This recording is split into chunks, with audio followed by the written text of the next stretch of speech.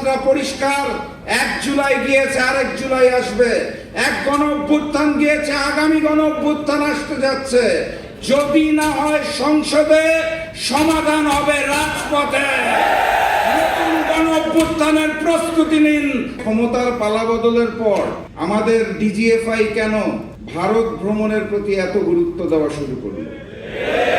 পররাষ্ট্রমন্ত্রী ক্ষমতায় আসার পর প্রথম রাষ্ট্রীয় সফর কেন ভারতে করে? আমাদের ম্যানেজ বোর্ডের প্রধানমন্ত্রী কেন তার প্রথম রাষ্ট্রীয় সফর ভারতে হবে বলে অলরেডি ঘোষণা দিয়েছেন? এত জায়গা থাকতে কেন ভারত থেকেই ট্রেনের কোচ আমদানি করার পরিকল্পনা করা হয়েছে? যেই ভারতে সার নাই, তারা চায়না থেকে সার আমদানি করছে। সেই ভারতের কাছে, যাদের নিজেদেরই নাই, তাদের কাছে আমরা কেন সার চেয়ে প্রস্তাবনা পাঠাচ্ছি?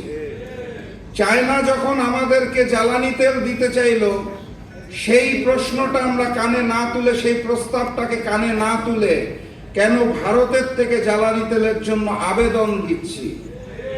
জুলাই জাদুঘর উদ্বোধন না করার পিছনে কাদের ষড়যন্ত্র চলছে?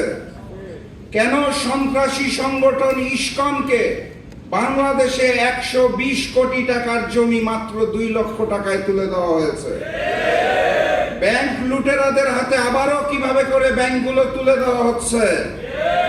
প্রশ্ন করতে হবে, শিলং থেকে ট্রেনিং প্রাপ্ত সেই নেতা, যিনি বর্তমানে বাংলাদেশের প্রক্সি প্রধানমন্ত্রী, তার হাতে কেন আমার এই সোনার? সংগ্রামী সাথী এবং বন্ধুগণ, আমরা আকাশে ওই ঘুড়িটাকে দেখতে পারি।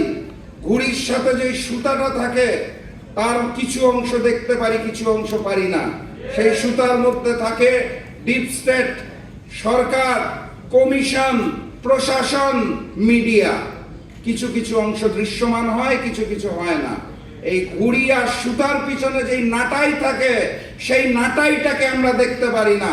বাস্তবতা এটাই, ক্ষমতার পালা বদলে ওই নাটাইটা এই মুহূর্তে আবারও ভারতের হাতে চলে গিয়েছে। এখন প্রশ্ন করতে পারেন, ভারত কেন গণভোটকে মানতে চাইছে না? কেন তারা জুলাইকে ভয় পাইছে? কারণ খুব সাধারণ। অগাস্ট মাসের 5 তারিখে শুধুমাত্র ফ্যাসিস্ট শেখ হাসিনা এবং আওয়ামী লীগের পতন হয়নি, সেদিন ভারতীয় আধিপত্যবাদ বাংলার জমিন থেকে পরাজিত হয়েছে। তারা নতুন করে সেই আধিপত্যবাদকে ফেরত পেতে চায়। আমার 2 ছোট ছোট সন্তান আছে। তারা যখন দুনিয়াতে আসে এবং বড় হওয়া শুরু করে, আমি তাদের শিক্ষা দিতাম। যখন পড়াতাম, আমার মনে আছে, আমি বলতাম A for Apple, B for ball. Hindustan, Bharat আমাদের শিখাতে চায় A for Awami League, B for BNP. ভারতের পরিকল্পনায় আওয়ামী লীগের অসমাপ্ত কাজকে পূরণ করার জন্য যে বিএনপি দায়িত্ব গ্রহণ করেছে, সেই বিএনপি এবং ভারতের আধিপত্যবাদকে আমরা মেনে নেব না ইনশাআল্লাহ। কথাবার্তা পরিষ্কার। 1 জুলাই গিয়েছে, আরেক জুলাই আসবে। এক গণ অভ্যুত্থান গিয়েছে, আগামী গণ অভ্যুত্থান আসতে যাচ্ছে। যদি না হয় সংসদে, সমাধান হবে রাজপথে। নতুন গণ অভ্যুত্থানের প্রস্তুতি নিন। দেখা হবে বিজয় ইনশাআল্লাহ। বিজয়ের পথে যাত্রা শুরু, জীবন অথবা মৃত্যু। আসসালামু আলাইকুম।